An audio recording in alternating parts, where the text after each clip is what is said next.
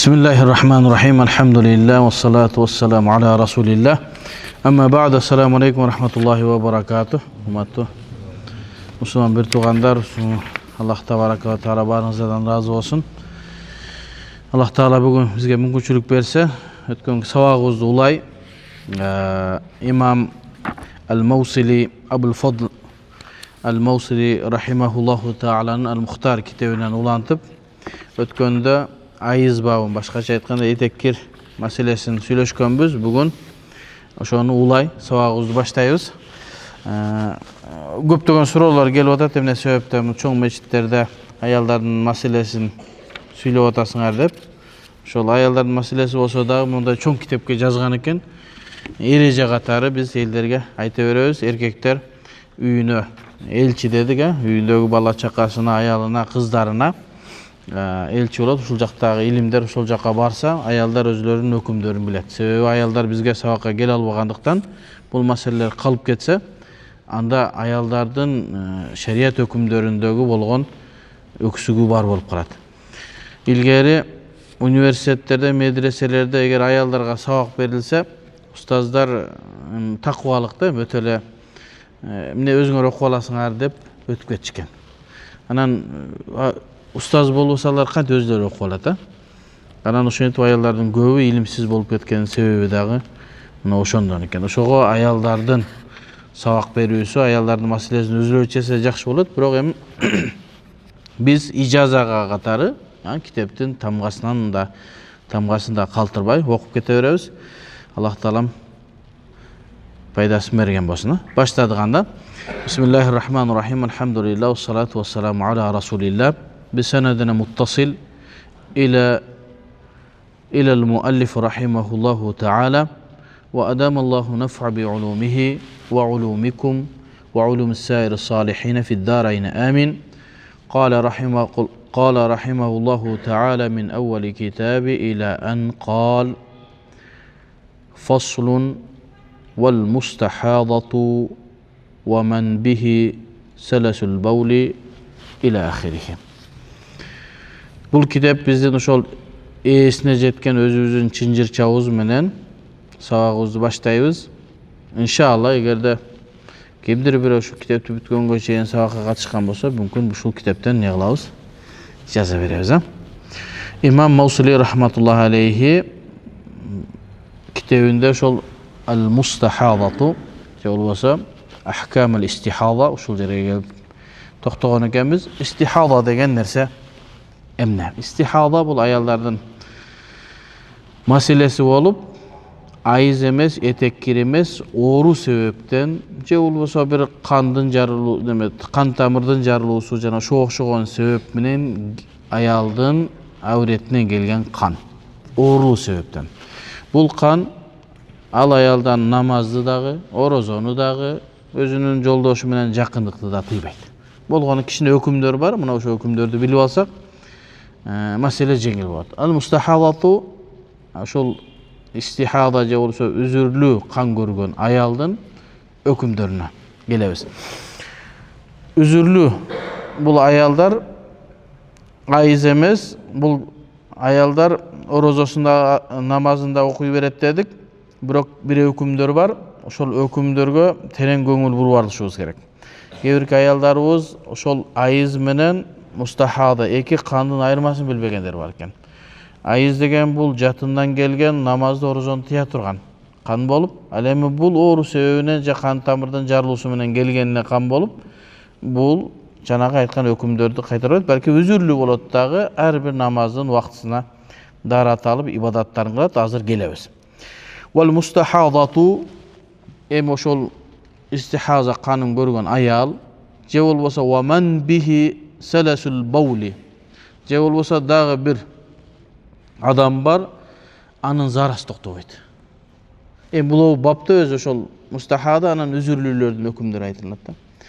Бир адам бар экен, ал эркек болсун, аял болсун, зарасы токтобойт. Ушундай оору бар. Көбүнчө жашы улгайган инсандарда көбүрөөк табылат. Зарасын токтото албайт. Бир аз эле кыймылдаса зара чыга берет. Же болбосо жөн деле чыга берет. Өзү байкабастан эле чыга берет. Бизде авреттен чыккан нажас чыга турган болсо, ал намаздарды дараты бузулат да. Бул өкүм үзүрлүү болот дагы, анын өкүмдөрүн азыр баяндайбыз. Эми ошол биринчиси үзүр себебинен келген кан, андан кийин бирөөнүн заарасы токтобойт. Ушундай кан келсе, ва интилакул батн. Же болбосо дагы бир адам бар, ал эркек болсун, аял болсун, ич өтө берет. Токтото албайт. Дайым оору ушундай. Дайым ич өтө берген болсо, же болсо инфилатур рих. Же болсо дагы бир эркек же аял бар, жел тынбай чыга берет. Мүмкүн эмес токтотуу. Оору ушундай. Же болбосо варруафу даиму. Дайым мурду канай берет. Ушундай бар. Бир аз даратаса канай берет. Же болсо тынбай эле канай берет. Ушундай оору бар. Ушундай боло турган болсо, же вал журху аллади ла ярқау. Же болбосо бир мүчөдө бир жаракат бар, айыкпаган, дайым кан чыгып турат, ириң чыгып турат. Ятаваддауна ли вакти кулли салатин.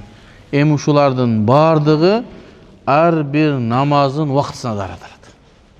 Бул нерселер алардын даратын бузбайт. Ушул нерседен башка даратты буза турган нерселер болсо бузат. Мисалы уктап калса бузат, же башка денесинен ириң же кан чыгып кетсе бузат, же кусса, башка ушулардан башка даратты буза турган нерселер келе турган болсо даратты бузат. Бирок ушул нерсе даратты бузбайт. Булар ар бир намаздын вактысына даратылат. Ар бир намаздын вактысына. Кандай? Мисалы пешин намазына жакын кылганда даратылат. Канап атабы, зара чыгып атабы зыян бербейт. Болду, пешинди асырга азан айткан чейин ушул дарат жарайт. Эгер башка эле даратты буза турган нерсе болбосо, бул чыккан нерселер, жел чыккан болсун, ич өткөн болсун, зарасы чыккан болсун, мурду канай берсин, ошол намаздын вактысынын ичинин бардыгында анын дараты бар болуп эсептелет. Ошондон каалашынча ли вакти ли кулли салатин ва юсаллуна бихи ма шау. Бул экинчи акыркы эреже. Ушул дарат менен каалашынча намаз окуй беришет. Нафил окусаң, фарз окуйсуң, кандай, кайсы ибадатты кыласың, Куран окуйсуңбу, бардыгына мына ушул дарат жарай берет. Имам Маузи рахматуллахи алейхи ихтияр китебинде Ибн Умар радиаллаху анхудан Пайгамбарыбыз саллаллаху алейхи вассаламдан бир хадисти риваят кылып айтат. Пайгамбарыбыз эмне дептир? Татаваддаул мустахадату ли вакти кулли салатин. Мустахада жанагы үзүрлүү себебинен болгон аял, жана башка мынау өкүмдөр айтылгандар ли вакти кулли салатин, ар бир намаздын вактысына дараталат деп пайгамбарыбызга бизге баяндаптыр. Ушундан улам мына мынау өкүмдөрдүн бардыгы бизге эреже болуп жазылды. Себеби ислам динибиз жеңил дин. Ислам дини ар бир адамга ибадат кылуусуна шарт түзүп бере турган дин. Динибизде ал-икрах, бир мажбурлоо, кыйноо деген жок. Эгерде даратты кааласаң да, каалабасаң да ушу даратты алып туруп окушуң десе, анда мындай үзүрлүүлөр эмне болмок? Ислам дининин ар бир абалга, ар бир адамга, ар бир убакытка жооп бере турган дин экендигине мына ушу эрежелер бизге баяндап берет. Демек, Ибн Умар радиаллаху анху пайгамбарыбыздан риваят кылган хадисте, демек, мустахада, жанагы үзүрлүү аялды мисал келтирди, калганы ошол өкүмдөрдүн ичине кирип кетти. Алардын бардыгы ар бир намаздын вактысына дарат алышат. Андан дагы башка бир хадисти дагы келет. Буну имам Ибн Кудама өзүнүн Мугни китебинде риваят кылат. Башка китептерде анча баяндалынбаптыр бул хадис. Фатимату бинти Аби Хубейш деген сахабия аялдын хадиси келет экен. Пайгамбар саллаллаху алейхи вассаламга мына ушул Фатима радиаллаху анха келип айткан экен: "Инни устахаду фала атхур." Мен ушундай дайым эле кан келе берет мага. Каным токтобойт, тазаланбаймын. Эмне кылам мен деп сураганда, "Таваддаи ли вакти кулли салатин." Ар бир намаздын вактысына дарат алып окуй бергин деп. Башка бир хадистерде дагы эмне? Өзүңдүн айызың мезгилинде намаздарын токтоткон дагы, özüңdün айызың бүткөндөн кийин ар бир намаздын убактысына дарат ала берген деп баяндаган. Демек, мустахаба жанагы аялдын маселеси, жанагы зарасы кармабаган, ич өткөн, жел чыган бардыгын өзүнө камтыды. Ошого мазхабтын артыкчылыгынын маселеси ошондо. Кээ бир адамдар биз хадистен гана өкүм алабыз десе, анда хадисте истихаба гана келди дагы, калган өкүмдөр айтылган эмес. Аны муштахид мутлактар кийин чыгарды. Ошого окшогон өкүмдөрдү биринин артынан бирин чыгарып эрежелер түзүлө берет. Демек, ушуга окшогон өкүмдөр башка нерселерди дагы өзүнө камтып алат. Анын эм иллаты атайын себептери бар. Аны муштахид мутлактар бардыгын терең изилдеп чыгып туруп, андан кийин анан эрежелер түзүлөт. Ошого эмне себептен шарият кеңейип кетти десе, адамдардын муктаждыгына жараша аалымдар кеңири суроолорго жоопторду, эрежелерди жазып отуруп кеңейип кетти. Себеби эмки азыр ушул нерсе биздин элибиздин арабызда бар ушул. Азыр ушул оорулар. Кудайым сактасын, дагы бир 50 жылдан кийин дагы бир башкачараак бир ошого окшогон нерсе чыгып калса, ага деле ушул өкүмдөр, эрежелер. Ошого айтканбыз да, ислам кыяматка чейин жооп берет деген сөзү Куран хадис эмес. Себеби Куран хадис бир эле нерсени пайгамбарыбыздын мезгилинде айтты. Андан чыгарылган өкүмдөр кыяматка чейин жооп берет. Эрежелер жанагы хадистерге таянылып жаңы чыгарыла берет. Аны кимдер? Муштахид чыгарат. Муштахид мутлак чыгарды. Андан кийин муштахид фил мазхабтын ичинде муштахид. Ошентип ар бир заманда, ар бир элде, ар бир орунда ушундай аалымдар чыгарып, ар бир адамдардын маселесин эреженин негизинде чече беришет. Wa idha kharaja al-waqtu batala wudu'uhum. Erejeni qarаңыз эми. Андан кийин fa idha kharaja. Ва алейкум ассалам. Келиңиз. Wa idha kharaja al-waqtu. Жанагы айттык, ушундай үзүрлүүлөр ар бир намаздын убактысына дарат алат дедик. Эми ошол убакыт чыга турган болсо, батала өзүнүн жанагы дараты бузулду деп. Дараты бузулбаса да бузулат. Убакыты бүттү деген сөз. Бирөө айттык, пешинге дарат алды. Пешиндин асырга чейин каалашынча ибадат кылды. Дараты сынган жок. Бирок асырга азан айтылганда дарат автоматтык түрдө сынат. Барып асырдын убактысына өзүнчө эмне кылат? Дарат алат. Ошон үчүн эмне деди? Fa idha kharaja al-waqtu. Эгер убакыт чыккан болсо, кайсыл убакыт десе, ошол дарат алгандагы намаздын убактысы. Дарат алгандагы намаздын убактысы. Ал асыр болсун, пешин болсун, өзүнүн эрежеси менен кетеребет. Батала вудуухум, ошол жанагы айтылган адамдардын дараты батыл болот убактын чыгуусу менен. Фаятаваддауна ли салатин ухра. Кийинки намазга кайра дарат алат. Мына ушу менен жашоо немеси мынтип улана берет, качан ошол айыкканга чейин. Эгер айыкпасачы, айыкпаса анда өмүр өткөнгө чейин ошол адам үзүрлүү болуп эсептелине берет дагы. Ушул шариятта ушул эреже менен кете берет. Айыгып калса, кайра дени сак адамдардын өкүмүнө кирип калат. Эми мына ушуларды мазур үзүрлүүлөр дедик. Үзүрлүүлөрдүн өзүнүн эрежеси барбы? Бир адам качан үзүрлүү деп айтылат? Үзүрлүү деп айтыш үчүн атайын бир эреже барбы, же ар ким өзүнүн оюна алып эле мен үзүрлүүмүн дей береби? Үзүрлүү болуш үчүн, мына ушул өкүмдөр ошол адамга жүрүш үчүн да бир эреже бар. Ошол эрежеге түшкөн адам гана үзүрлүү деп айтылат. Болбосо үзүрлүү эмес. Wal ma'zuru huwa alladhi la yamdi alayhi waqtu salatin illa wal hadathu alladhi ubtuliya bihi mawjudun. Караң сон.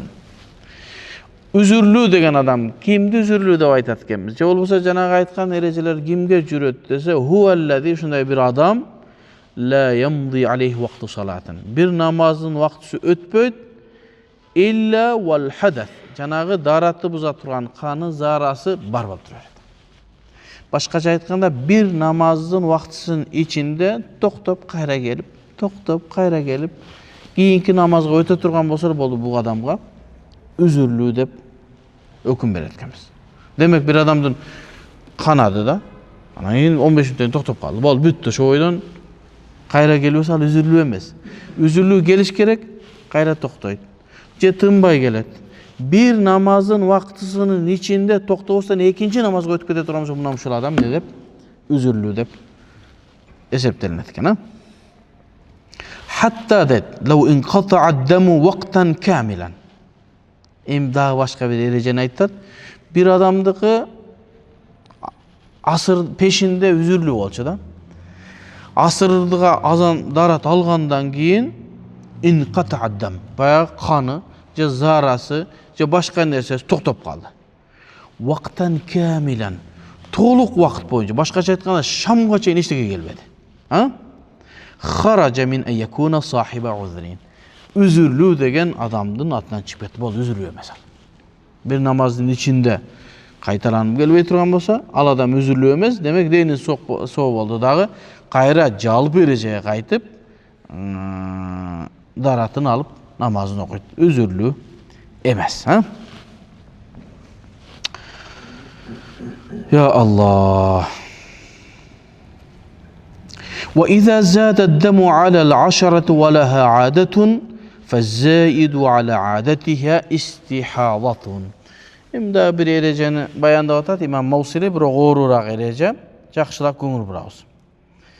وإذا زاد الدم على العشرة. Biz мурдагы сабактарыбызда айтканбыз, аялдын этектеринин эң көп 10 күн дегенбиз. 10 күн бир эреже. Bir аялдын каны 10 күндөн өтүп кетиптир. Келип атат 10 күндөн өтүп кетиптир. Валаха адатун. Бирок ошол аялдын 6 күн же 7 күндүк адаты бар болчу. Адаты бар болчу, бирок кан келди да 10 күнгө өтүп кетти. 10 күн 11-нчи күнү да кан келе турган болсо, дароо токтойбуз дагы маселени чечип баштайбыз. 10 күндө токтогон болсо, бул аялдын адаты өзгөрүптүр дейбиз дагы, ошол 10 күндүн бардыгы айыз болуп эсептелет. 10 күндөн 11, 12 болуп өтүп кетсе, токто дейбиз да маселени баштан карайбыз. Демек, бул аялдын адаты 6 күн болчу. Токтобостон 11 күн келдиби, демек адаты ошол ордунда сакталыптыр. Андан кийинки келген кан истихаза оорлук кан экен дейбиз дагы, кайра эсебине кайтат. 6 жанагы адатына кайтат дагы 7, 8, 9, 10, 11 күн бар го, 5 күн. Кан келген күн. Ошолордун намазын кайтарып койт. Казасын окуйт. Неге десе, биз 10го чейин күтүп турганбыз. Өзү 7де токтош керек болчу. Мунун адаты бар болчу. Бирок 7де токтободу. Токтобосо биз жанагы жалпы эреже бар да, эң көп 10 күн деген. Токтобосо кан намаз окубайбыз. 10 күндү толуктайбыз. 10 күн токтодубу? Демек дейбиз, кыз аялдын бул мурдагы 6 күндүк, 7 күндүк адаты өзгөрүптүр. Буну 10 күн болуп калды дейбиз. Эмки айды да карайбыз. 10 күндүн бардыгы айыз болот да, 11-нчи күнү тазаландыбы, даратын алып, жуунуп, намазын баштайт. 10 күндөн өтүп кетти, 11, 12 болуп кете турган болсо, анда адатына кайтат дейт. Себеби 6 күндөн өтүп 11 күнгө же 12 күнгө чейинки келген каны бул оорлуу кан экен. Демек, чыныгы айызы бул адаты 6 күндө эле экен дейт дагы, 7, 8, 9, 10, 11, 12 күндү намаздарды не кылабыз? Кайтарып казасын окуйт. Себеби мен айызымды окуа койгондо көрсө, ал эмне? Истихада оорлук кан экен. Ошончо айтат. Ва иза зада дам ала ал-10 күндөн кан ашып кеткен болсо, валаха адатун, ал аялдын өзүнүн адаты бар болчу дейт. Фаззаиду, жанагы ашып кеткен дейт, 7-8 болуп кеткен. Ала адатиха, адатынан истихадатун, анын оорлук кан экен деп билебиз. Аны каяктан билдик десе, 11-12 күн келип калгандыгы үчүн. 10да токтой турган болсо, анда ал жаңы адат болуптур дейбиз. Түшүнүктүү? Мен biraz оорураак, Аллах разы болсун. Ошого дагы пайгамбар саллаллаху алейхи ва салламдын хадиси бар экен, лил мустахада, жана ошо үзүр себеби менен келген, оору себеби менен келген аялга эмне деген экен? Даи салата айяма акраик. Сенин айызың келген күндөгү намаздарды таштагын дагы, сумма таваддаи ва салли. Андан дарат алып намазын окугун. Жанагы ашыкчасы бул оорлук кан экен, кайра намазыңды оку деп пайгамбарыбыз айтыптыр. Андан кийинки эреже. Wa idza balagat mustahadatun fa hayduha 10 min kulli shahrin. Bir kız var eкен, балагатка жете элек али. 7 yaş, 8 yaşta. Bırak şu 7 yaş, 8 yaştan ile oğurluğan geletken ağa. Anan balağatqa jetiptir. Balağatqa jetkenin şu ayallar özleri bilet anı. Balağatqa jetti, fahayluha 10 min kulli shahr. Al to'xtab qo'ydi da. Tınbayla geleveredi. Al 20 gün, 30 gün, bir ayda geleveradi da. Balağatqa jetkenden keyin boldu 10 günü ayızda ösepteyizde 10 günden keyinkisin vallahi ayız emes oğurluğan dep turup ne balağatqa jetti boldu namazlarыңды 10 gün toktotosун dagı andan keyin kan gelse de juunup namazlarыңды okuy beresin deyiz. İmam Ahmad ibn Hanbal rahmetullahi aleyhi 4. mazhabtın başçısı aytkan eken menin başımda orutkan mesele şu ayalların meselesi. Söyle bir turuktu ereje yok da. Bugün mınday olsa, erteң emki ayda mınday olup kalıyor mümkün. Oşoğa her bir ayga özünçö. Öküm kılavuzdağı azı 3 gün, köbü 10 gün. Anan oğurluğu, şu menen meseleleri çeşileverет. Emne sebepten şuğa toktolup atabız taksırlarım. Erkeklerden üylөнгөнгө чейинки bile turgan farz ayn deylik ha. Bile turgan ökümdür. Şul öküm menen talaqtın ökümleri. Üylөнгөнгө чейин ayal, erkek bilişe gerek. Men erteң üylөнүp atam. Egerde ajrasha turamsam talaqты kандай berem biliş gerek. Anan üylөнгөндөн keyin munu mesele var. Her ayda gelgen. Bunu bilbese ayalmayın erkek. Anda aram nerselerge düşüp kalat. Sebebi bul mezgilde namaz okubaş gerek, jakındık kılbaş gerek, oroza karmabaş gerek. Bilbese ne olur? Problem olur. Şonun için az bolsa dagı biraz aytып öttük. Biroq maga gelgen soruların köpçülügü şul meselede. Sebebi azırga çeyin adamlar şunu bir özдөштүрүп kete albaydı. Sebebi ne? Uğu ele koyup koyup atabız da. Atayın erejeleri жазып, jattap, okup, tekşerip alsak inşallah jakşı bolat. Emi andan keyinki dagı bir kan geldi. Mına şu menen kan meselelerini бүтөбүz. Keyinkiler najasatlardı tazaloo bölümü ötöbüz. Ahkamın nifas. Emi dagı bir kan ayallar göre turgan bul töröttön keyinki kele turgan kan. An-nifasu ad-damu al-kharicu aqibal wilada. Al kanday kan dese bala törölgöndön keyinki kele turgan kan bul nifas kanı bolatkan. Nifas kanı dagı özünün ökümdörü var, ayızga okşogon. Biroq bunun ölçömü biraz başkaçarak. La hadda li aqallihi. Bul kandın azdığında çek yok deydi. Ayızın azdığında 3 gün 3 gün bolçuğa, bunda çek yok eken. Biri törödü, bir gün kan geldi, toktop kaldı. Toktop kaldı o. Bir namazın vaktisini kütöbüz, gelbedi, namaz başlaydı. Gelip olsa gayret toktaydı, şunday. Birinci törөгөнгө şu kıyınçırak bat. 1, 2, 3 törөгөндөн keyin özünün adatını bilip kalat. Murda balasında kanday olgon, ikinci balasında kanday oldu, üçüncü balasında kanday oldu. Demek ayızdan, etekkerden bu nifas kanı biraz ayırmalanıp wala hadda li aqallihi. Bunun ağzında çek yok dedi. Ve ekseruhu 40 yevmen. En göğü 40 gün eken. 40 günden keyin oğurluğu kandayız. Bir ayal 6 gün, 7 gün, töröttön 6 gün, 7 gün kan geldi. Kütöbüz bir namazın vaktına çeyin kan gelbedi, namazını başlayıverdi. Kayra gelip olsa toktaydı. Birinci balasında. Keyin anın özünün adatını bilip kalat da kança gün göre, 40 gün göre, 30 gün göre, 35 gün göre, anda dele adat var. Demek en göğü 40 gün. 40 günden keyin kan gelse adam ne yapar? Juunup, tazalanıp, namazını okup, orozalarını karmayı veredi. Peygamber sallallahu aleyhi ve sellem ta'uddun nufasa 40 yevmen illa en tara tuhran qabla zalik. Peygamber sallallahu aleyhi ve sellem ne? Ayız nifas görgen ayaldardı 40 gün en göğü degen eken. Eğer ağa çeyin taza olup kala turgan bolsa, boldu. Taza olsa, kaysı günü tazalanat hiç kanday problema yok. Sebebi anın azdığında hiç kanday ölçüm yok. وإذا جاوز الدم 40 ولها عادة فالزائد عليها استحاضة. Emi janagında ile mesele bir ayal var. 40 günden aşıp gitti. Biroq bu 3-cü balası eken murdağı ballarında 20 gün görgөн eken. 40 күндөн ашып кеткенге чейин күтөбүз. 40 күндөн ашты, 41 күн болуп кетти, демек 20-сына кайра кайтат дагы намаздарын. 20-дан кийинки себеби анын адаты бар болчу, демек бул оорулуу кан деп айтылат экен. Fa in lam yakun laha adatun fa nifasuha 40. Эми бир аялдын адаты жок экен. Же болсо жаңы төрөгөн, же болбосо эч бир чек жок. Бир күн мындай болот, мындай боло бере турган болсо, аны карайбыз дагы. Fa in lam yakun laha adatun, бир аялдын адаты жок боло турган болсо, nifasuha 40. Анын нифасы келген каны 40 күн дейт. 40 күнгө чейин орозо кармалбайт, намаз окулунбайт, жакынык кылынбайт. Эми андан кийин дагы бир эрежеге келип, wan nifasu fit tawamaini aqibal awwal. Эми шариаттын өкүмүндө бизде нифаска, анан айызга байланган да көп өкүмдөр бар.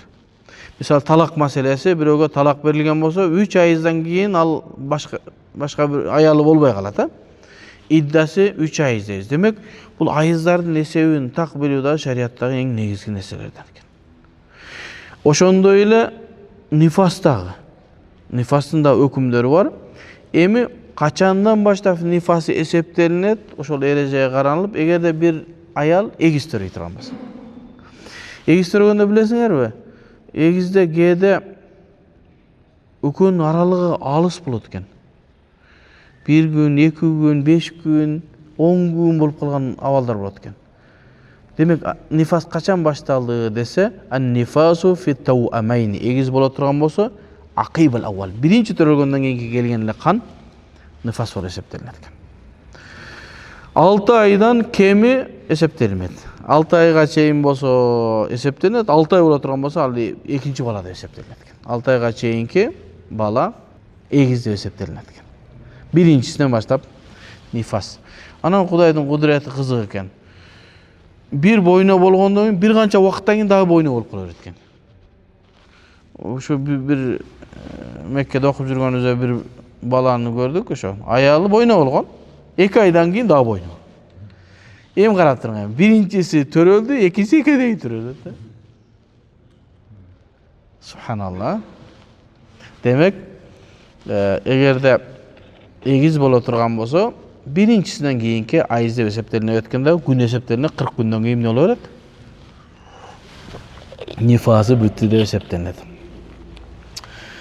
Андан кийинки эң акыркы маселе, бизде неме бар? Телефон берип койсузбу? Канча? Васикту аллази истабана ба'ду халқихи валадун. Немесине коюп койсоңуз, кандай алып коюп койсо эле? 49 мүнөт. Бүгүн суроолорду көбүрөөк жооп беребиз, суроолоруңар бар болсо. Себеби мен кичине ооруп турам. Ошол суроолоруңарга жооп берейин. Васикту. Бул бир аялдын боюнан түшүп кала турган болсо. Боюнан түшүп кала турган болсо, качан нифас деп эсептелинет. Васик аллази истабана ба'ду халқихи. Бир боюнан түшкөн бир жанин не дейбиз? Кыргызча эмне дейт? Боюнан түшкөн нерсени. Bir ettем баягы бала боло элек. Истабана ба'ду халқихи. Анын жаратылышында кээ бир нерселер билинип баштаган. Тырмак өсүп, кулактары, колдору чыгып калган. Ошондой боло турган болсо, валадун ошол бала деп эсептелет экен. Эгер анын жаралымдагы мүчөлөрү билинип калса. Бирок бул жалп эреже. Алымдар ушунун так убактын койгон. Качан бала деп эсептелинет, качан жөн эле бир үзүм эт деп эсептелинет. Качан ага жаназа окулунат, качан ага жаназа окулмайт, качан ат коюлат деген маселелер келет го. Эми биздин маселебизде бул бала деп качан айтылат десе, 4 айдан кийинки.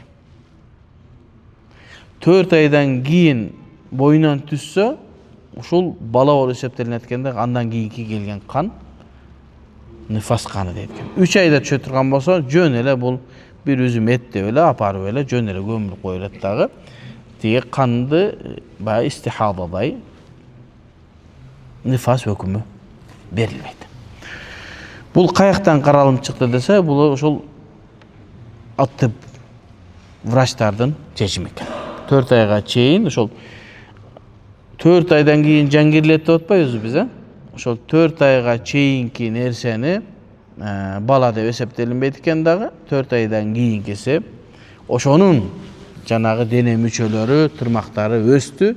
Муну адам келбетине келди деп 4 айдан кийин айтат экенбиз. Ушул жерде дагы токтоло турган маселе аборт маселеси. Аборт маселеси шариятыбызда кандай каралган? Аборт маселесине алымдар кандай жооп бериши керек? Бизде аборт ар кандай себептер менен болот. Кээ биркилер шоктук кылып, туура эмес иш кылып туруп, ошонун айыбын жашырыш үчүн аборт кылдыргандар бар. Үзүр себеби менен, оору себеби менен кылгандар бар. Же болбосо эненин ден соолугуна коркунуч келгенде кылына турган аборт бар. Эми ошонун өкүмдөрүн бардыгын ордуна коебуз. Эгерде бир бала 4 айга чейин эненин курсагында 4 айдан өттүбү, ал балага аборт кылуу арам болот эсептелет. Бул адам болду дейт, жан керилди болду. 4 айга чейин эгерде бир үзүр боло турган болсо, адына дейт. Төмөн эле бир үзүр боло турган болсо, ошого ата эне экөө биригип аборт кылдырабыз 4 айга чейин десе, үзүр боло турган болсо, бирок бул үзүр өтө деле оор үзүр эмес, бир үзүр. Мисалы, баласы жаш. Же болбосо каны аз. Төрөсө болот, бирок коркуп ушундай кылса 4 айга чейин эгер экөө чечкен болсо, шарият уруксат берет. Ал деген нерсе кыла берсин деген эмес, Биз шариаттын эрежелерин гана айтып атабыз. Такыр алдырбаш керек. Бирок ушундай болуп калса, 4 айга чейин үзүр боло турган болсо, жеңилирээк үзүр болсо дагы ошону алганга болот. Ал эми эч кандай үзүр жок боло турган болсо, анда алдырыш жакшы эмес. Себеби Аллах Таала берген нерсени чамбаш керек. Эми бир бала бар, 4 айга чейин оорулуу болуп калды. Же болбосо врачтар энесине айтты, муну алдырбасаңар энесинин ден соолугуна коркунуч бар деди. Же болбосо муну бала коркчан болуптур, алдырып салсаңар жакшыраак болот. Бекер анда кыйнабагыла десе 4 айга чейин бул эмне? Мындай ойлонбой уруксат берилсе боло турган нерсе. Себеби эненин ден соолугун сактап калуу, анан бала майып боло турган болсо 4 айга чейин ойлонбой кылса болот. 4 айдан өткөндөн кийин боло турган болсо, эгерде бала оорулуу боло турган болсо, ал оорулуу болгон бала кийин жашап кетүү мүмкүнчүлүгү боло турган болсо, врачтар ошого бир айтса, жашап кетиши мүмкүн десе, жакшысы алдырбаш керек. Эгерде энеге коркунуч келе турган болсо, эненин өлүмүнө алып бара турган болсо, врачтардын атайын бир лажна дейт, эмне дейбиз? Комиссия түзүп, мына докторум келди, айтып, муну аял алдырышы керек. Болбосо аялдын өмүрүнө коркунуч келет. Баладагы оорукчаны ушундай дей турган болсо, анда врачтардын кортундусу менен аны дагы алса зарылчылык үчүн уруксат берилет.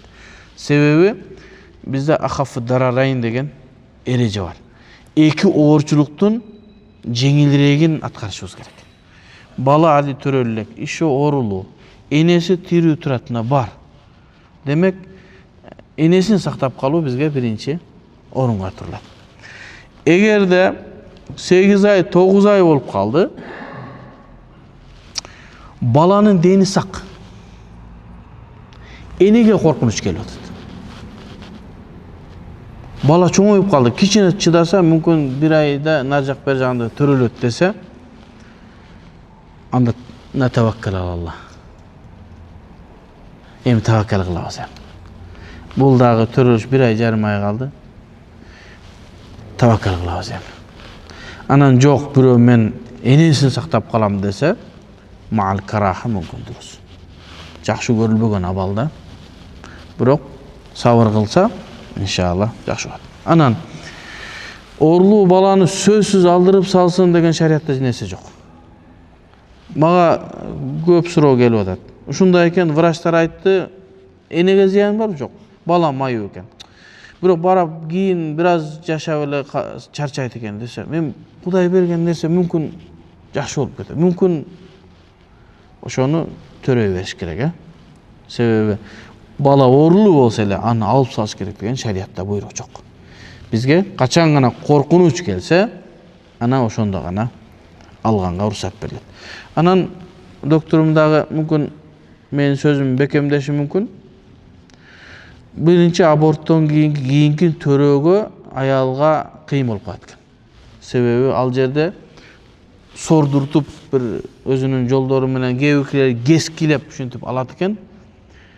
Анан кийин аял төрөбөй калуу коркунучу бар экен. Ошон үчүн ондой нерсеге не кылыш керек, сабыр кылыш керек дагы. Оорукчан болсо, иншалла, эгер караса анын да сообу берилет. Бизге кыяматта шафаатчы болот. Себепсиз алдырып салган дурус эмес. Бирок такыр эле шарият эмне болсо дагы албаш керек деген дагы эреже жок. Демек, адамдардын абалына карап, врачтардын корутундусуна карап маселени чечиши керек. Ва саллаллаху таала хайра халкихи Мухаммад ва аля алихи ва сахбихи ажмаин. Аллах разы болсун. Бүгүн суроолор болсо, суроолорго көбүрөөк жооп бергенге аракет кылабыз.